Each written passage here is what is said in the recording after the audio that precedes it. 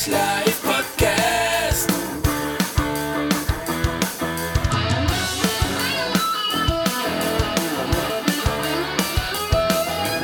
Oilers Live Podcast.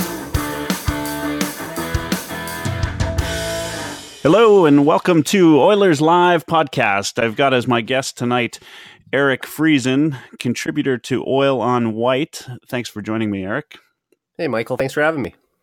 Yeah, so we tonight we're going to we had a little chat. We're going to do some double IIHF World Hockey and talk about. I believe there's 8 Oilers this year attending the World Hockey Championship. We certainly hope this is the last year they're able to attend for a while. But yeah, it's been a regular occurrence the last dozen years or so. Even last year, 3 guys went after the playoffs were over. So yeah, it'd be nice if the Oilers are still playing at this time next May.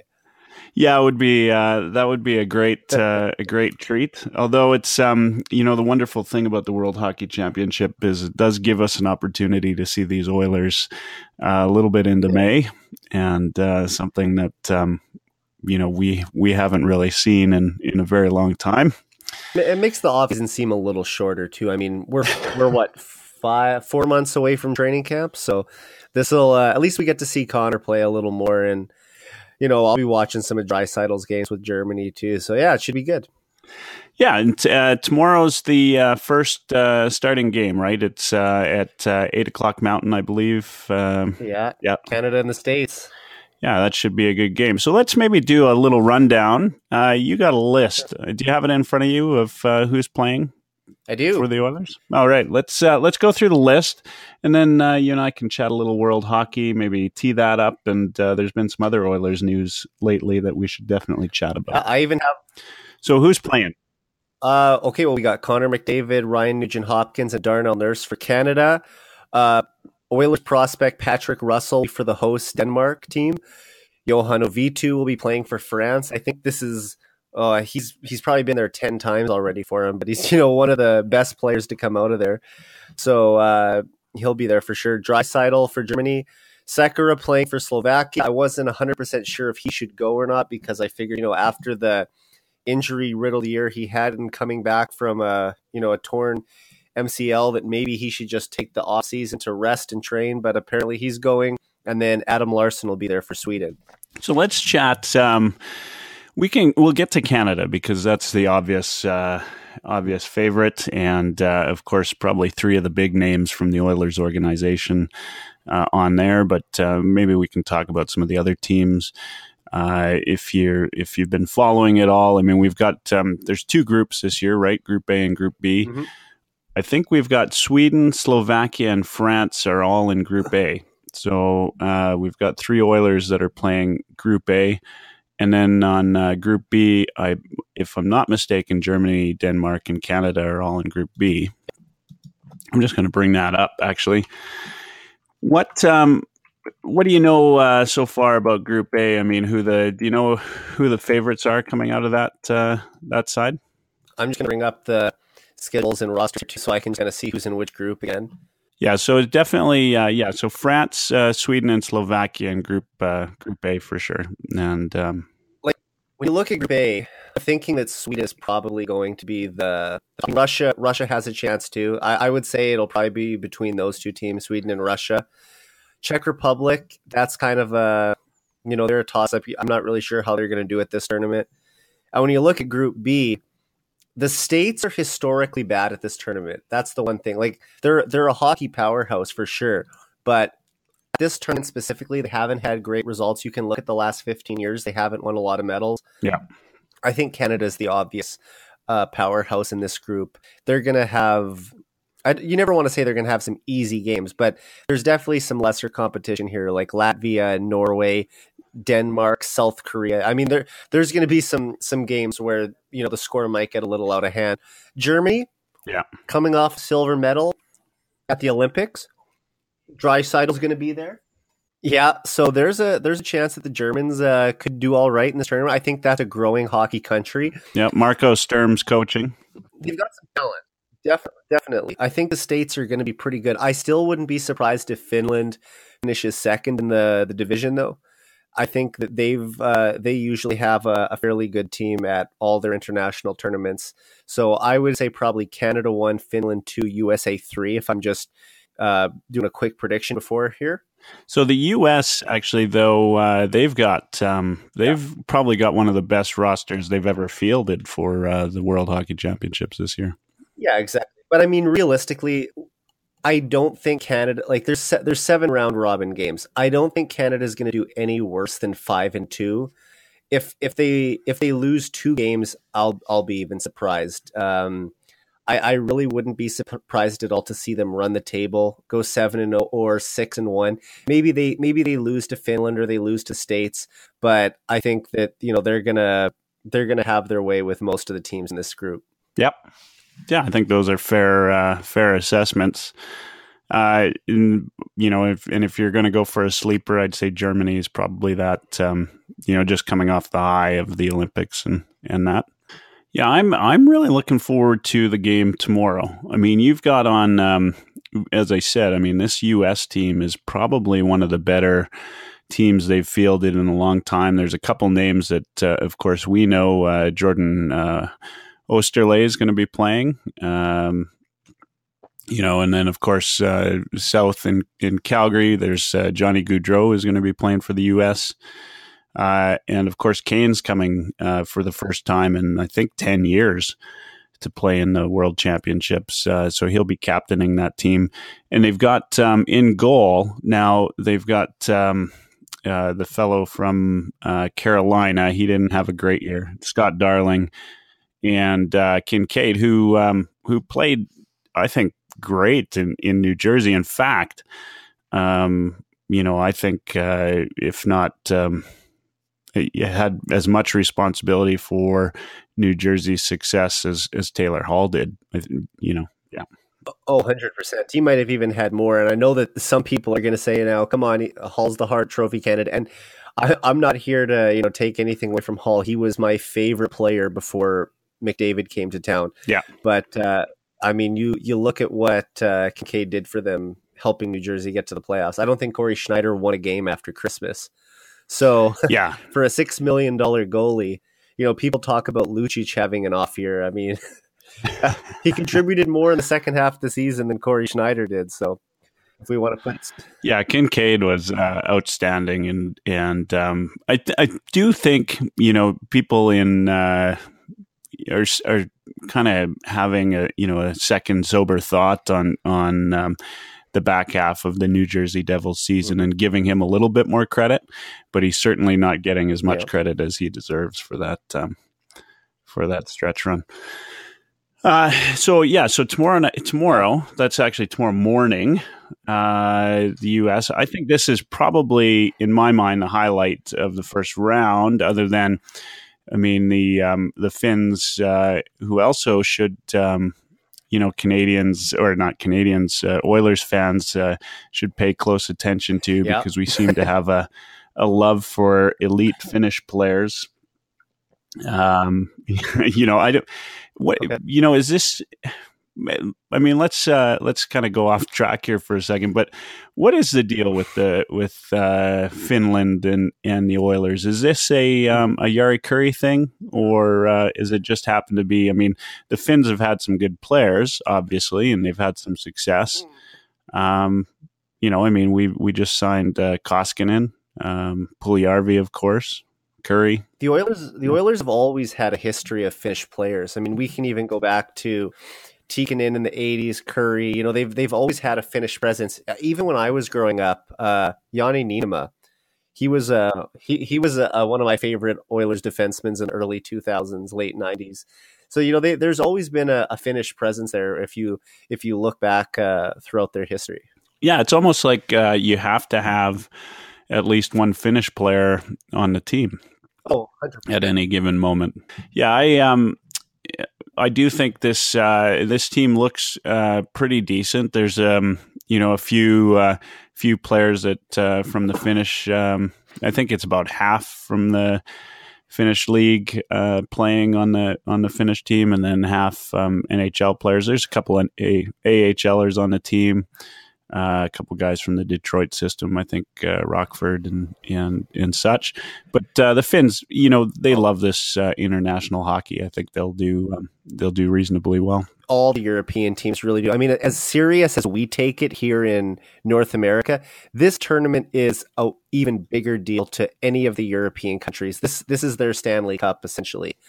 And they're going to want to send players from their own pro leagues. Of course, they're going to have NHL players there because in a lot of cases, they're the best players. Finland would love to have Patrick Laine there, I'm sure. Oh, yeah. But because he's in the playoffs, that's not going to happen. But the thing is that they're going to take this really seriously. I mean, we watch it in Canada. We're into it. But you don't necessarily feel the same intensity watching this tournament that you feel watching an Olympics or even to go back further, the Canada Cups back in the day. This is a tournament that still Canadians watch because it's Team Canada. We watch all hockey, especially when Canada's playing. But it doesn't have that same following. I think because for a lot of Canadian fans, their team might still be in the playoffs or there might be more engaged in the Stanley Cup playoffs, which I completely understand. If the Oilers were in the playoffs right now, we probably wouldn't be paying close attention to this tournament at all. So, that makes sense. And there's always time zone issues as well, right? I mean, it's typically played in Europe, and so we don't. Yeah, it's going to be like an 8:15 start tomorrow morning, right? I mean, a lot of people are at work at that time, so it's not gonna make for a very viewer friendly time. But TSN always replays the games at like 5 p.m. Eastern time anyway. Yeah. So let's go back to. I mean, we talked a little bit about Sekera playing, and your thoughts on him playing for Slovakia this year. Given the obvious injury problems that he had this year, he's midway through a pretty sizable contract, right? What's your thoughts on him going and playing this year? I think that I shouldn't say we can all agree, but a lot of people would agree that Sekera was the Oilers' best defenseman in 2016-17. When they had their run to the second round and came a game short conference final. That year, he was fabulous, especially in overtime. But tough break. He gets a bad injury on a play with Ryan Getzlaf in the playoffs last year. Out for about 8 months. And when he came back, he wasn't himself this year. He didn't have a goal in 36 games and just didn't look like himself, wasn't skating like he normally does. It's such an attribute to his game, and it wasn't this year. Yeah. So after having that kind of a poor season, I would have rather him just take a month off after the season, maybe 6 weeks, kind of recharge the batteries, and then get back to his training and try to get in the best shape he can and back to the Sekera that we all know for next season. And maybe he'll never be the same. I mean, he's getting older now. He's still only like 32, but the point is, 32. Coming back from a knee injury, he might never be as good as he once was, but you still want him to be at least close to that. And if he's playing an intense hockey tournament for 3 weeks, that's kind of shortening that window that, you'd like him to be rehabbing in and getting ready for the season. So I'm a little disappointed that he's going. I probably would have rather had him sit this out. But like we talked about earlier, the European players especially love this tournament so much. So when Slovakia asked him to play, I'm sure he didn't even think about turning it down. Yeah, and if you look down that lineup, I mean, there's not a lot of names you'd recognize on that Slovak team. In fact, I'm hard pressed to recognize any of them. You're not alone. Yeah. And so I guess it's not unlike Germany, right? Of course, Draisaitl is, he's had a good back half of the year, I think, and certainly outside of the maybe the concussion problems he had early, not a lot of injury problem this year. So I've got zero problem with him going to Germany. And as some would like to call him, the German Gretzky. He certainly is big for that team. But, if you got a team like Slovakia, a guy like Sekera is very important for that national team and just getting these guys out and having them get that experience. It was interesting. I know we had talked, you heard Koskinen on Oilers Now with Stauffer. and I heard him too. And Stoffer asked about the Finnish team and their recent success. And I always find that in some of these countries, how like they don't necessarily grow up where it's in their DNA like it is in Canada. But how certain success, over, the course of a year, or, whether a player has success in the NHL. Like I think Finland owes a lot, to some players like Curry, right? Oh, 100%. Yeah. Look at Teemu Selanne. He grew up an Oilers fan. There's a picture that someone tweeted out around Christmas time this year, and it was a picture of Teemu Selanne from 1982, and he got an Oilers jersey for Christmas, and that would have been Yari's third year with the Oilers. So you can tell that he influenced one of the greatest Finnish players of all time. He himself, I believe, is the greatest Finnish player of all time. Some Jets fans might, debate me on that, but I would say Selanne had more longevity. He was able to stay at a high level for a longer pace, but Curry's absolute peak was greater than Solanne's absolute peak. Well, you are in luck. I would be surprised if any Jets fans are listening to my podcast ever. So you won't have many people arguing with you on that one. Yeah, exactly. I think that most of the listeners are gonna have a fairly Oilers slanted view on this. So yeah, I'll agree with you that. But yeah, exactly. I mean, Finland has produced some great players over the years, and I would say that Finland is probably the most. And I've never been there, so but I'm just going on what I've heard. Is probably the most comparable country to Canada. Very down to earth people. They come from a very cold climate like we do. Hockey is everything there. Hockey's everything here. So I think that's one of the reasons why that Edmonton's always had such a Finnish presence on their teams, and why they're able to make, a fairly easy transition. Now, not in all cases. You look at Jesse Puljujarvi, he is still making that transition to North American lifestyle. But, from what I can tell, he came from a very small, I don't even know if we can call it a city, maybe a town in northern Finland. So, just getting accustomed to living in Edmonton isn't a major city, but it's a city of 1 million people. So, you're still getting used to a new lifestyle. And I think that, that's at least making progress now. He has an English tutor, and he's starting to, get used to it. I think he was living with Matt Benning's family last year too for a while. So, yeah, I think Benning said that in an interview that Puljujarvi was living with them for a while. So was he? Okay. I can't be 100% sure, so don't quote me on that. But I feel like I remember Benning saying that last year. So what do you think is the reason? I mean, I haven't heard, and I meant to look it up before we went to record.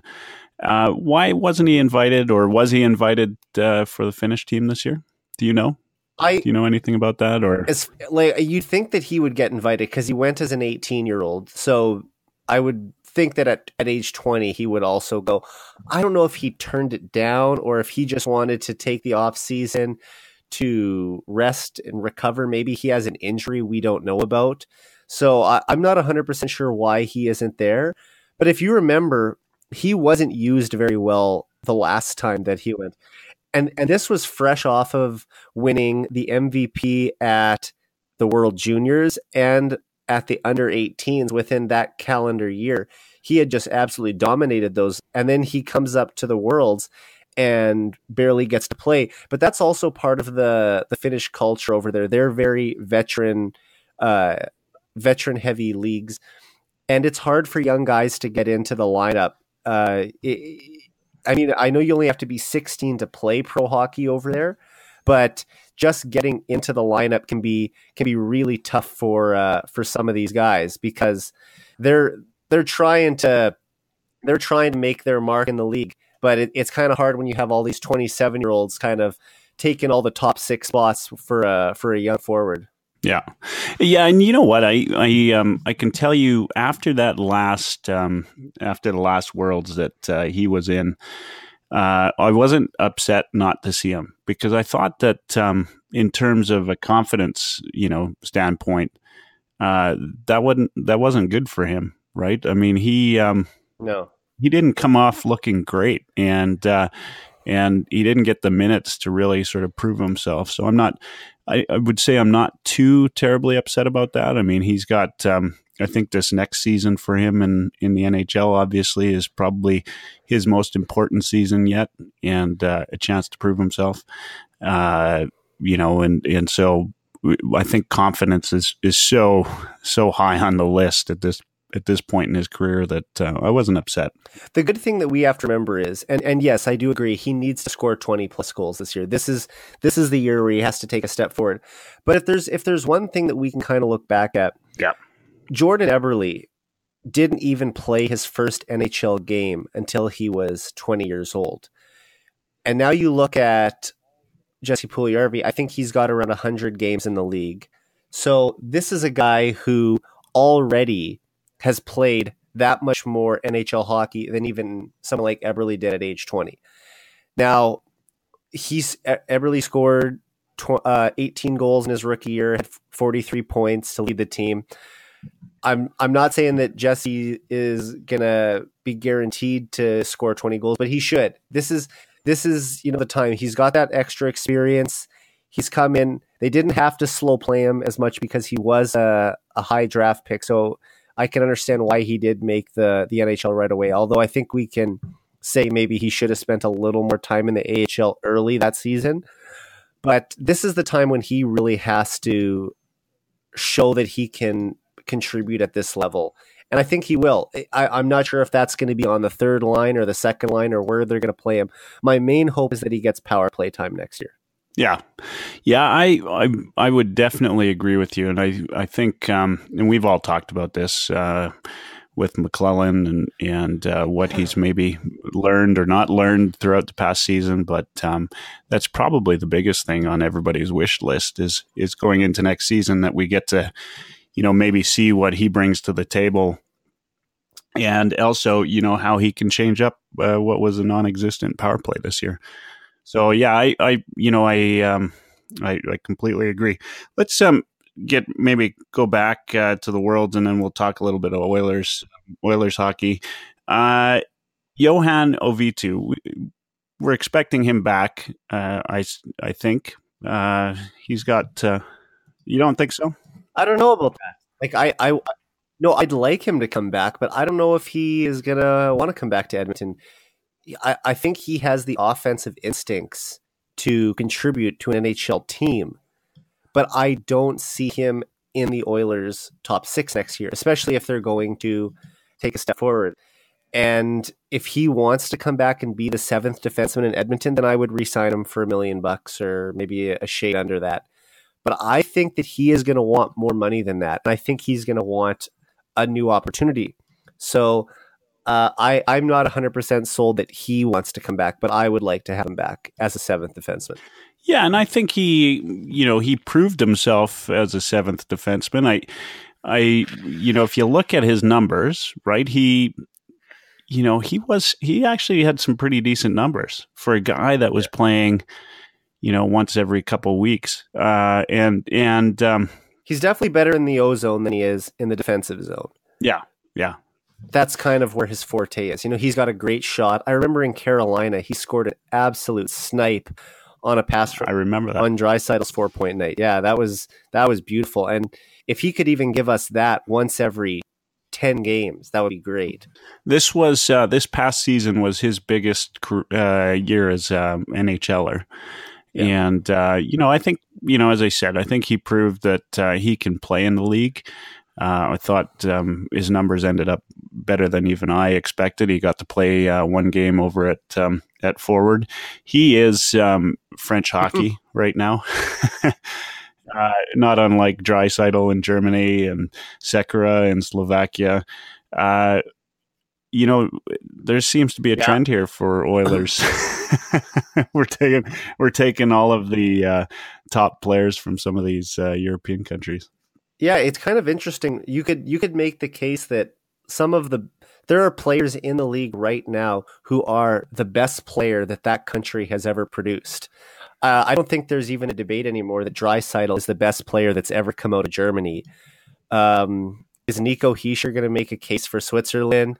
Nikolai Ehlers in Winnipeg might be the best player to ever come out of Denmark. There's some play. V2 probably isn't the best player that's ever come out of France, but he definitely is one of the best French players right now. Yeah, and I thought what was interesting about him is he wanted to be in Edmonton. Like, as much as and actually, I was listening to the Fan 960 in Calgary here yesterday or the day before. Mm-hmm. And they were talking about, Calgary, of course, being a little bit more south, and some people would say a better destination, but they were talking about the northern premium that they pay for players to come over, and Edmonton certainly pays that for players, free agents or otherwise. I don't think enough is made of that. Like, I don't think fans necessarily realize that, in order to get, maybe a bad example, but in order to get, say, a Lucic at the time, who was a coveted free agent, you have to overpay a little bit. And that's the unfortunate that we live in. But if you had the opportunity to play in Los Angeles or Anaheim or Edmonton, there's a great deal of people that'll take a little bit less to play in a warmer climate than exactly coming to Edmonton. Now that's true for a reason. I've never bought into the whole thing that Calgary is a more desirable location than Edmonton. I mean, yes, they have maybe a little more scenic mountains to look at. I grew up on the prairie, so mountains don't mean as much to me. And I mean, I lived in Calgary for 2 years when I went to university there. And I'm not going to say anything bad about the city. I enjoyed my time there. I'm not a big fan of the Chinooks, but other than that, it was fine. I do prefer Edmonton. It feels like a bigger Saskatoon to me. So that, plus the fact that I'm a diehard Oilers fan, is going to make Edmonton a more attractive location for me. But players are going to go where there's an opportunity to win. The Detroit Red Wings were a Stanley Cup contender for over a decade, and while there are very nice places to live in Michigan, in the surrounding area, Detroit itself, while the city is on the, they're rebuilding from the recession, but that city isn't probably considered one of the nicest in North America. I think this is fair to say. So, if players were always attracted to come to play for the Red Wings and sign with the Red Wings, then that just goes to show that you don't have to have necessarily the most attractive city. And just even to go the other way, I think that Edmonton is starting to build its image a lot better. They have a state-of-the-art arena. Ice District is developing. They have the River Valley. It's a city that definitely isn't as stagnant as it was a decade or two ago, probably. So I don't necessarily buy into the whole thing that players only want to go where it's a warm climate or where there's lots of entertainment options. There's always going to be cities that have more than Edmonton does. But if Edmonton is a winning team, free agents will want to come here. Yeah. Yeah, no, absolutely. I couldn't agree more. Let's use that as an opportunity to take a break, and we'll be right back.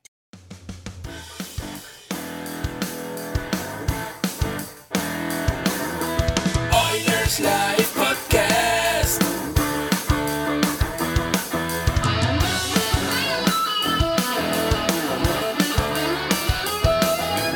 Oilers Live podcast.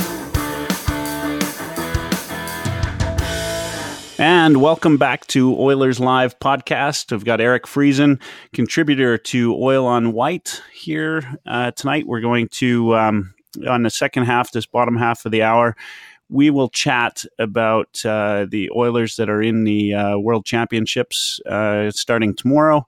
We're going to do a quick prediction, and then we'll talk about some of the current Oilers news. And if there's time, we'll chat a little bit about playoff hockey.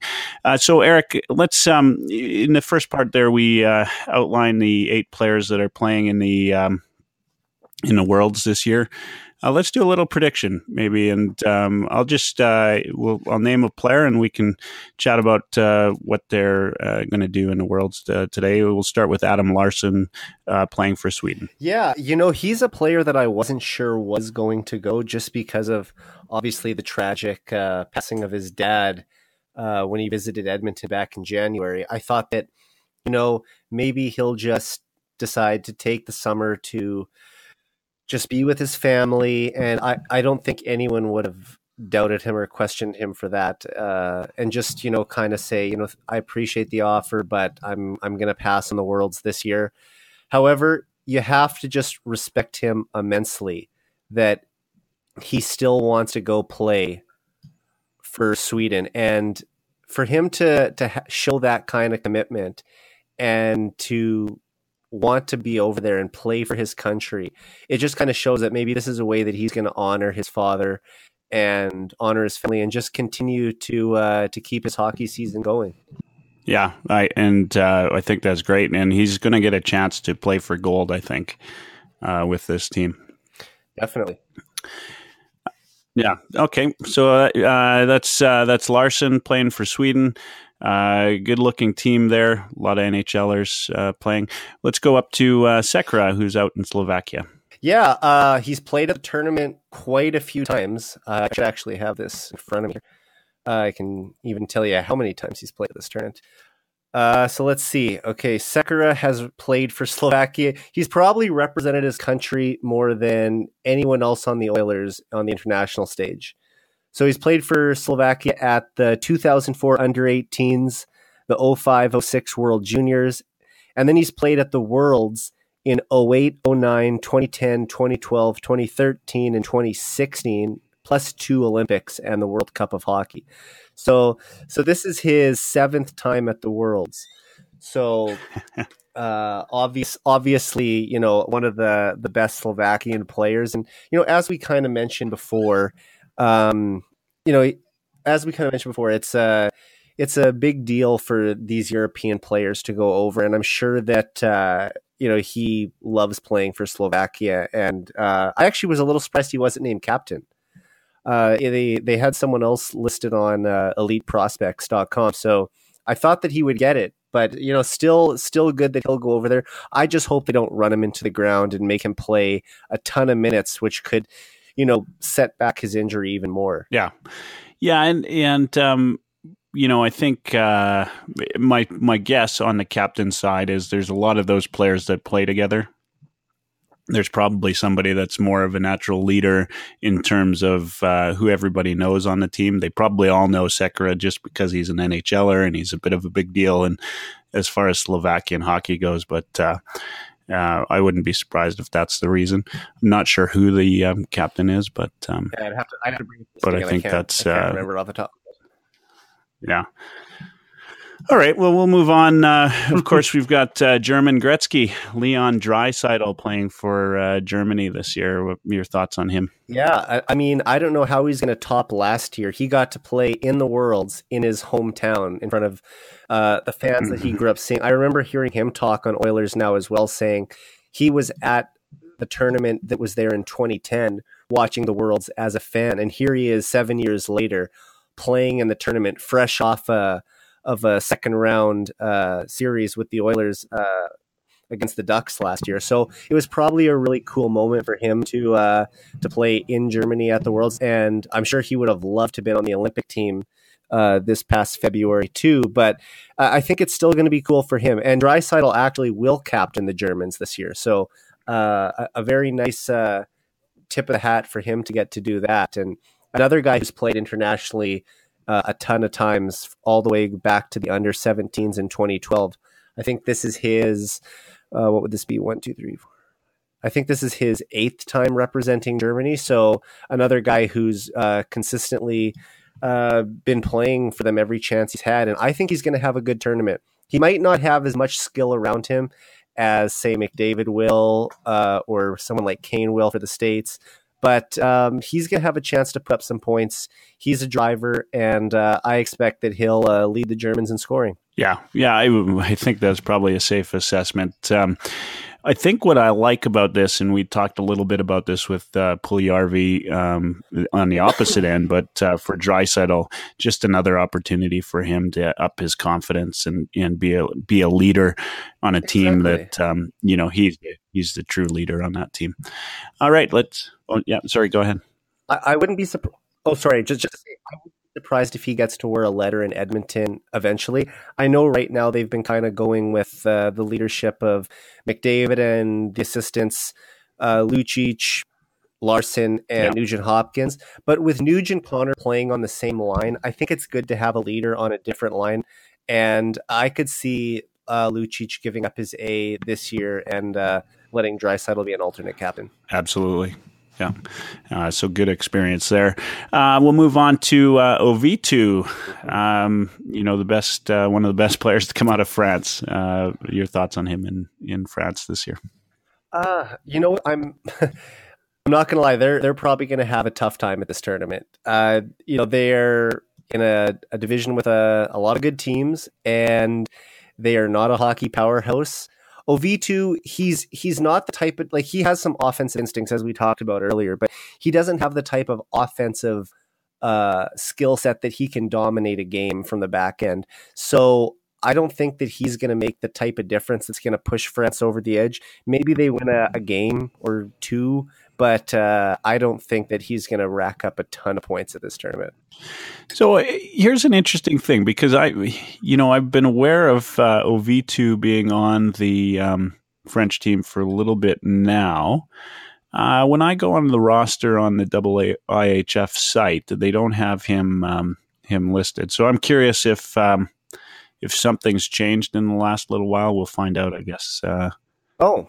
He was listed on Elite Prospects. I don't know if something's changed and he's not playing now. Yeah, that's interesting. I do know that they had put an article out about him being on the team. Okay. That he's set to play in the 9th straight Worlds. Yeah. That was actually done. Okay, if I look at the, I read it earlier today, so it looks like it was actually released today. So he must be on there and just not updated on the roster. Okay. Yeah, you're right. This would be his 9th. Yeah, so I would imagine we will definitely see him. Prospect Patrick Russell. For Denmark, of course, the host nation. And do you know anything about him at all? Well, he had some really good numbers, I think, in his last year of college. But in the AHL, he's just kind of been an average scorer the last couple of years. I mean, he's a 25-year-old prospect, so his chances of making it to the NHL when he hasn't even had sparkling numbers in the AHL to this point don't suggest that he's going to be able to make that jump. But in a tournament like this where there's 16 countries, there are going to be some players who are going to get to play that normally wouldn't get to play in an Olympics or a World Cup. So he's playing for his home country. Denmark's hosting. I'm sure that'll be a real cool experience for him. But I wouldn't expect them to make too much of a wave in this tournament. Now, is he expected back? I think he's an RFA next year. So I'd be curious.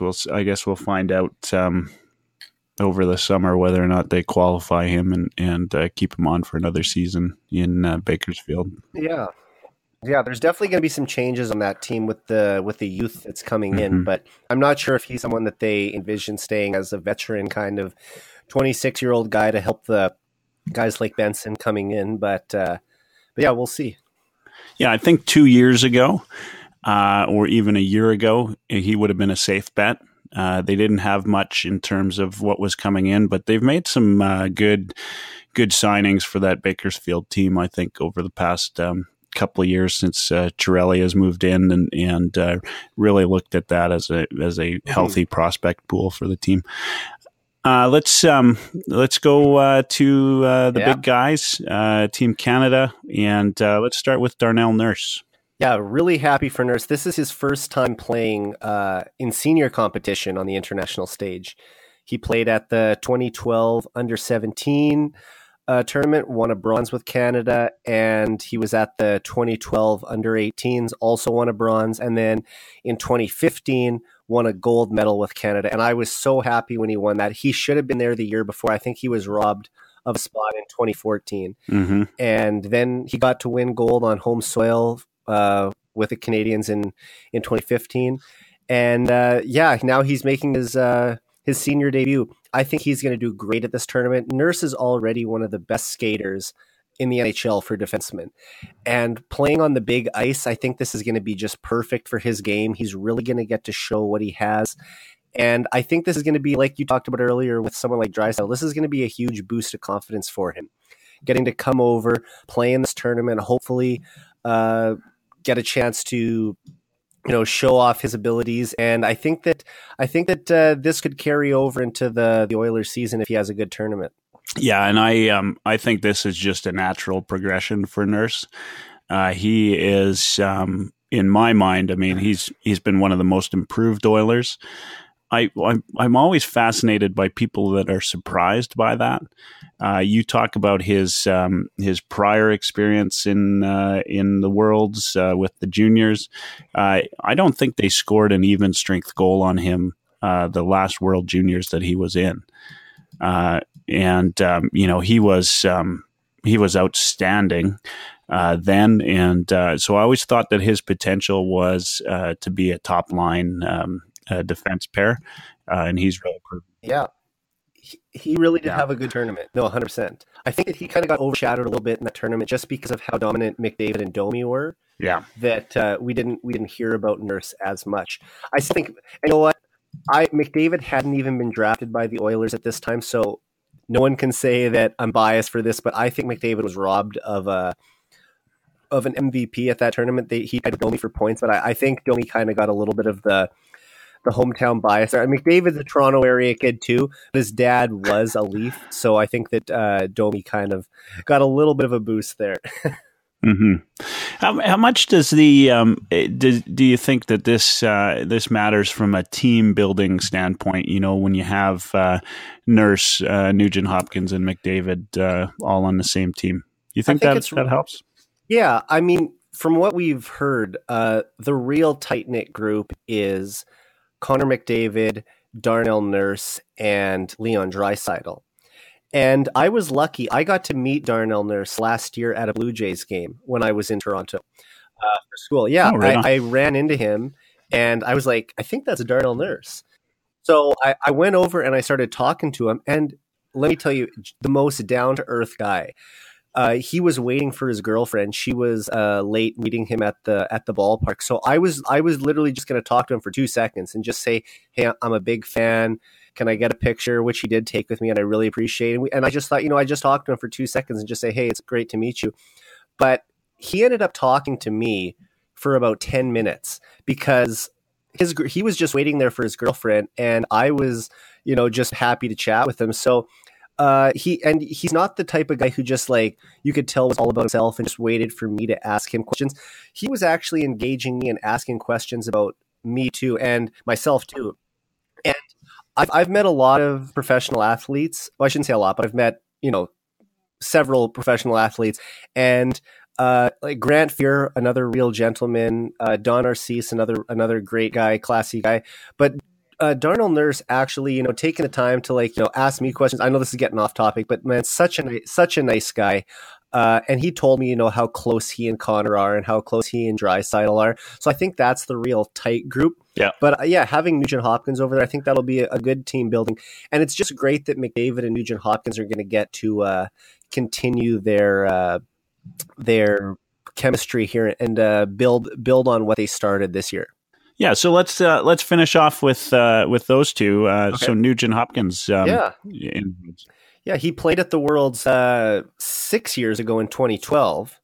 Interestingly enough, he played at the Worlds before he played at the World Juniors, and he's only the second player that's ever done that, to play at the senior level before playing at the junior level. The other one was Patrice Bergeron, I think in 2004. I want to say 2004, 2005.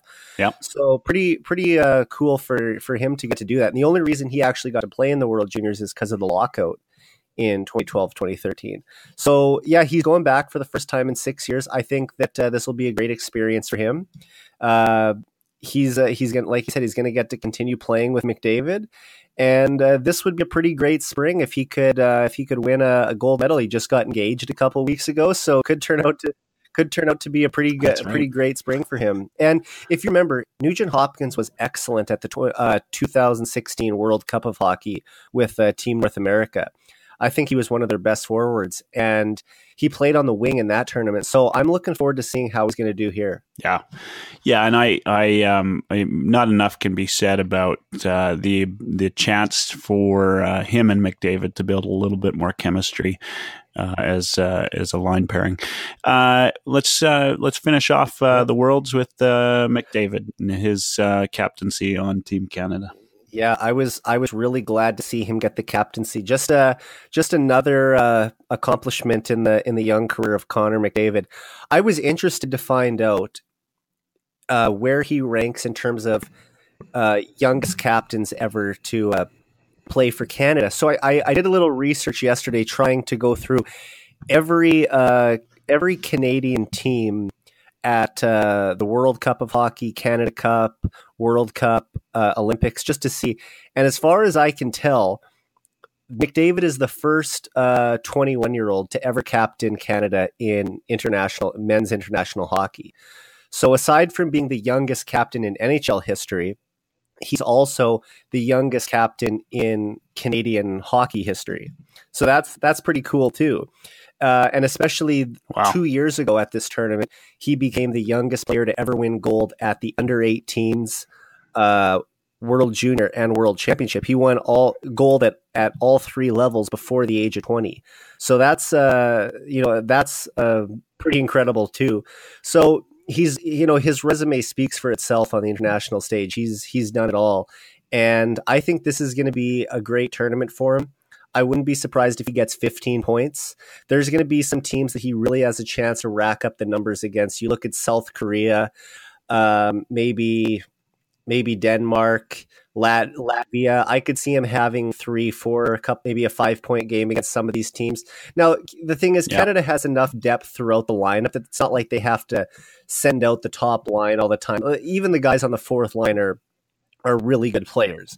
So it's not like he's going to have that much more ice time than everyone else. But I still think that against some of these weaker teams, he has the chance to put up some pretty good numbers. So I wouldn't be surprised if he has a great tournament and scores 12 to 15 points or something like that, especially if it goes 10 games, 7 round robin, 3 medal. If he gets to the gold medal game, he should be able to get there. So yeah, it's looking like there's going to be some really interesting players to watch here. And I think McDavid and Nugent Hopkins are at the top of that list.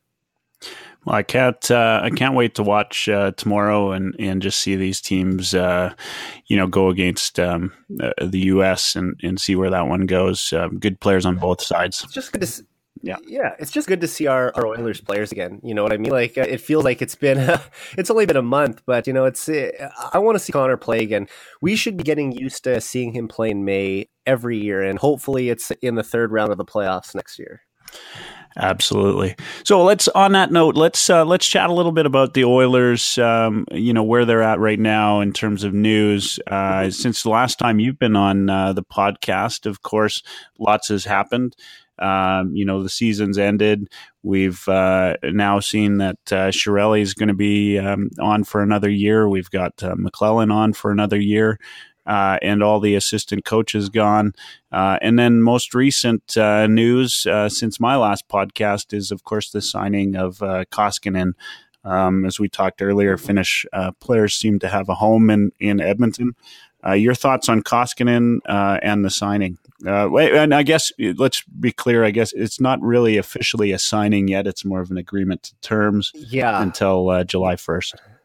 I can't remember if it was Lowtide or if it was Stauffer who was saying that the deal actually can't be signed until July 1st. Yeah. But it's an agreement in principle that they've agreed to terms, but they can't actually put pen to paper, I guess, for another 2 months or whatever the rule is. But anyway, the point is Koskinen's going to be he's going to be on this team. I I'm okay with the signing. I think it's good to bring in a goalie that can maybe challenge Talbot. And I don't think he's going to take his spot, but I think that this could just be a little burr in the saddle for Talbot and maybe kind of make him up his game a little bit, saying, okay, they're trying to bring in someone to take my job. All right, come and take it. Let's see you try. And that could be good. Another thing, all three Oilers goalies, including Montoya, are in contract years. So that's another incentive. You're going to have three guys all wanting to get a big contract next summer. So they're all going to come in and be, competing as hard as they can. And I think that's going to benefit the Oilers. I expect Talbot to have a great year. I don't know if he's going to be able to duplicate what he did 2 years ago, but I fully expect him to be better than he was last year, especially in the early stages.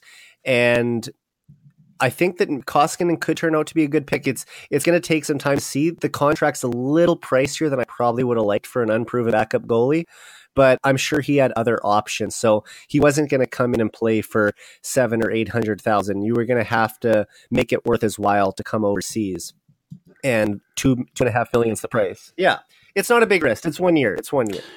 Yeah, in 1 year. 1 year on. Yeah, and we're talking, from my understanding, a larger cap raise this year than we've seen for a little while. So, yeah, up from right now to go is up anywhere between 78 and 75. 82 million.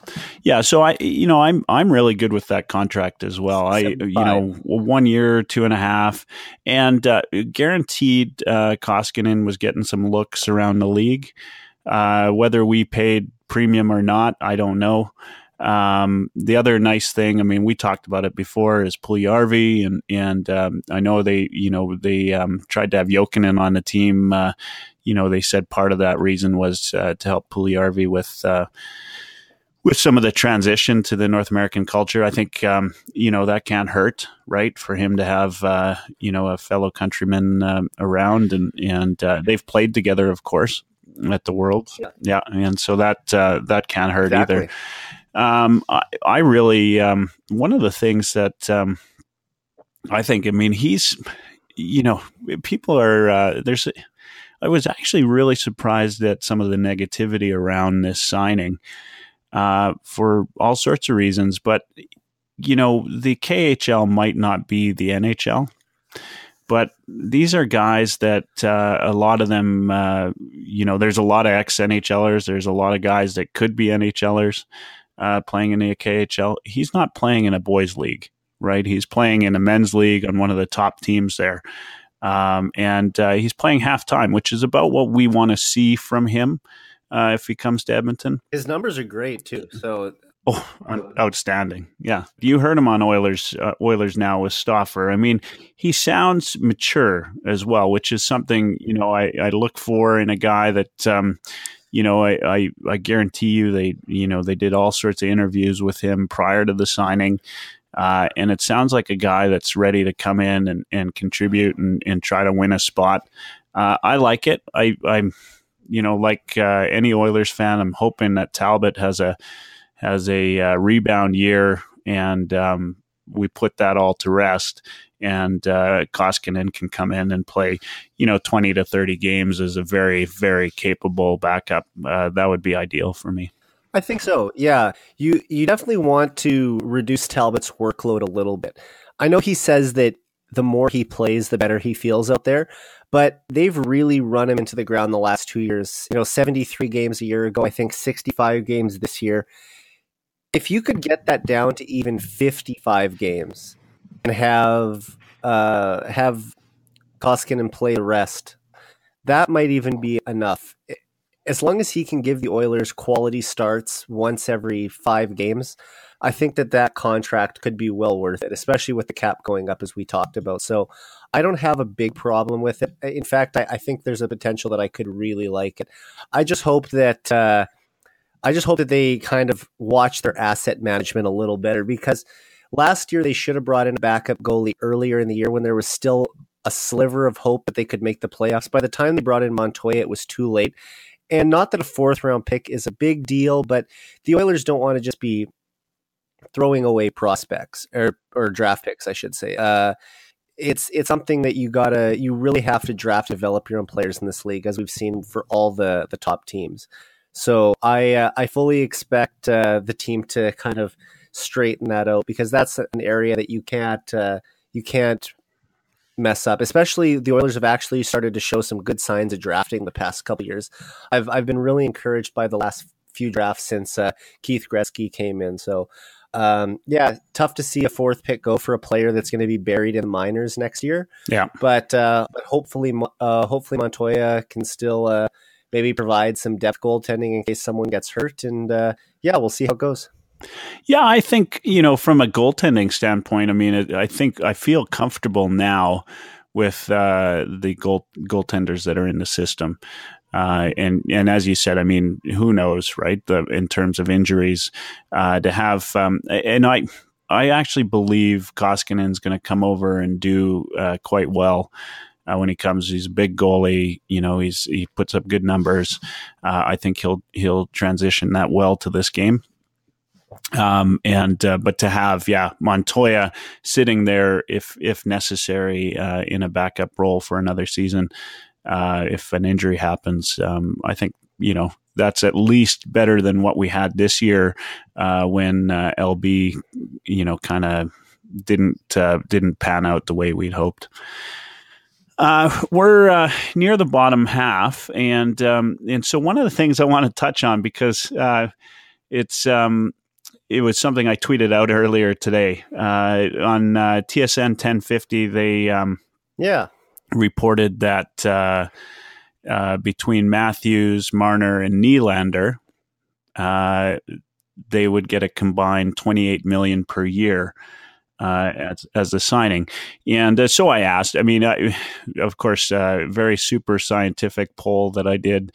I voted on it. Did you? Great. Yeah. And, I mean, we have, so if Matthews, Marner, and Nylander are top three scoring forwards for the Maple Leafs, and so our top three are McDavid, Draisaitl, and RNH, and you total up their salaries, and it's $27 million a year. What's your thought on that? I mean, are we? Is this? I struggle with the word core on the Oilers, but is this a good core, and are we getting value for that dollar? 100%, and I wouldn't trade the three that you listed from the Oilers for the Leafs trio. And honestly, you could almost put McDavid with any two other players, and I would take the Oilers three just because it has McDavid. So it is a little bit unfair in that regard. And I posted the box scores, and I did indicate. I mean, it doesn't mean anything because McDavid really he's worth two players basically. That's right. Yeah. But there, it was interesting to see what I thought. The other thing I took away from this exercise, though, was, Draisaitl really, he had a 70-point season, and I don't think, enough has been made about, that was a very quiet 70-point season in my mind. Yep. It was, without a lot of fanfare. That puts him top scorer on the Leafs this year. Yeah. So, if you had any doubt at $8.5 million, whether we were getting a deal or not, I'd say I'm happy. I'm happy at $8.5 million to have a player like Draisaitl and the ability to have him on the second line center, right? That's what it costs to bring him in. We get that. As far as I'm concerned, I would have paid him it just because it's worth it to have Draisaitl and McDavid locked up for the next 8 years. But that being said, it probably would have been better if you could have got him for $7 million. I think that would have been a more workable number for the Oilers. But, he stood pat on 8.5. The Oilers tried to sign him for less than that, reportedly, and he turned down that offer. So I feel like he was holding out for the big deal, and he ended up getting it. And I think that he deserves it. He's going to be a 70-plus point player every year for the next 8 years if healthy, and he might even get over 80 a few times. So, like I said, while I would have liked to have him at a slightly less expensive deal, that it's still worth it to have him at that. To have him and Connor for 21 combined, plus Nuge at $6 million. I think that having Nuge at $6 million is a pretty fair deal too. People will complain about the Lucic deal. I think Nuge is worth $6 million, and especially if I think he's going to have a career year this coming year. If he plays with McDavid the whole year, which he should, I think he's going to put up 70+ points. If Draisaitl can do it, so can Nugent Hopkins. And I think we're going to see at age 25 the best hockey of Nuge's career. I think you have if Draisaitl gets put on the second line for a full season and has some good wingers to go along with him, some guys that can drain or shoot the puck in the net. Yeah. And Draisaitl gets his. I felt like he was a little bit off on his one-timer this year as well. I think if he has that on the second line, and basically I'm saying if he's not saddled with Lucic on the wing, because I feel like Lucic was played top six, partly because of the contract he held. If this year they kind of smarten up and put him either third line or fourth line, depending on how he's playing, and I think he brings something. Hopefully, he brings something to the locker room that nobody else can bring. You live with that contract, but Draisaitl has a chance for 80 points. He we forget that these guys didn't do anything on the power play this year. And if Draisaitl and McDavid both get going on the power play, we could have a situation where we've got a 1 and a 1A lineup, and it's pretty exciting. Well, they're going to have someone else running the power play, and not to say that Jay Woodcroft was a bad coach. I mean, I hope he's an excellent head coach down in Bakersfield. He's going to need to be.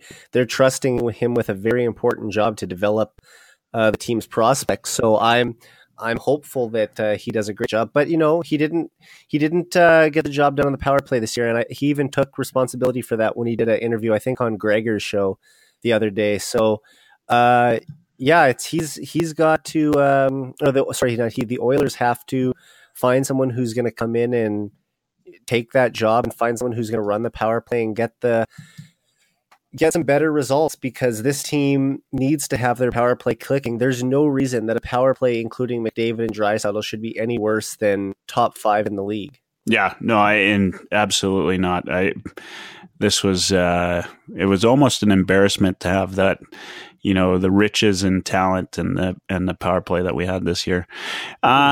Before we go, have you heard any more on the Gulutzan and Yanni rumors?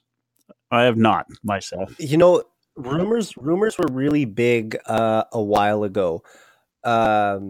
They kind of have quieted down a little bit now. I think the Oilers want to do a full search, but I could see Yanni coming in. I think Gulutzan's going to look out there for a head coaching job first.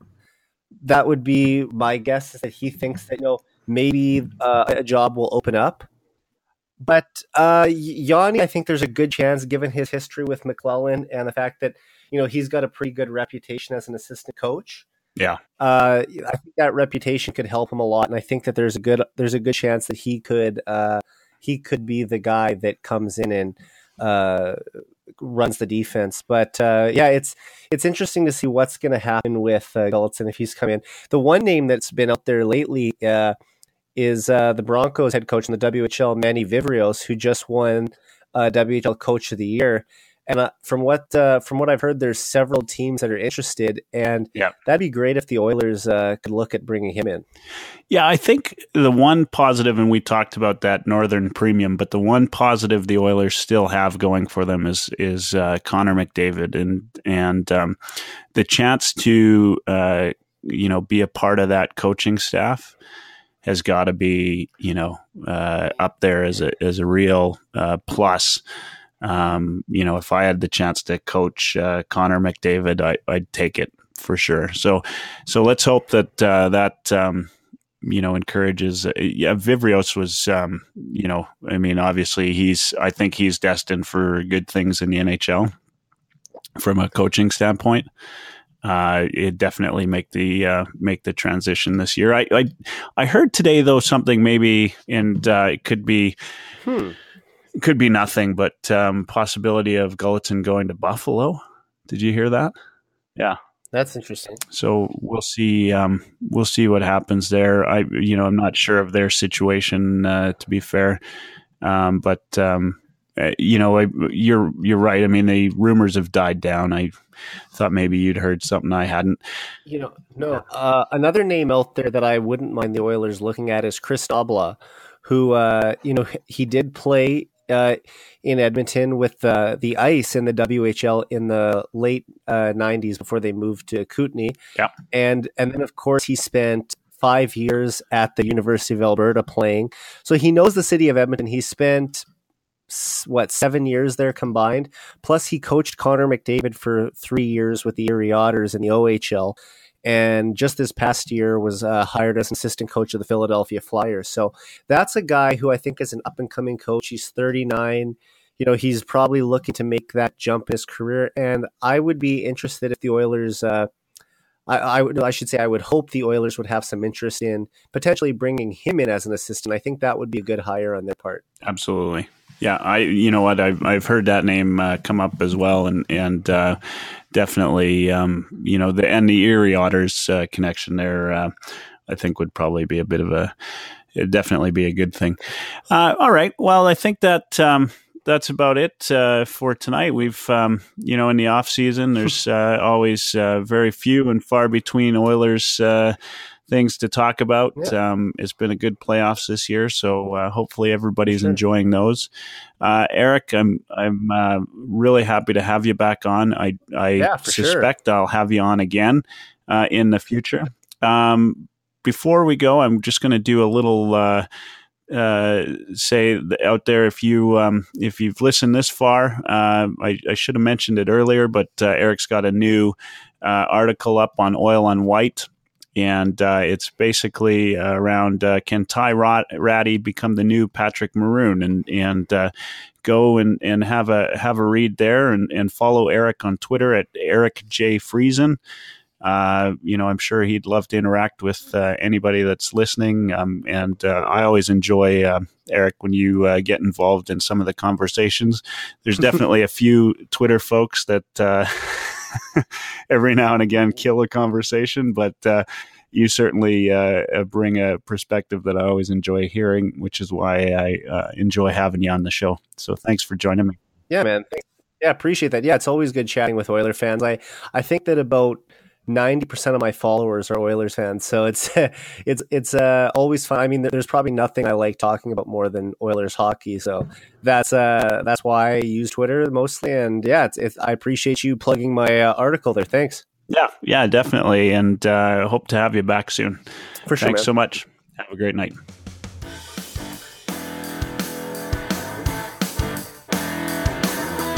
Oilers Live.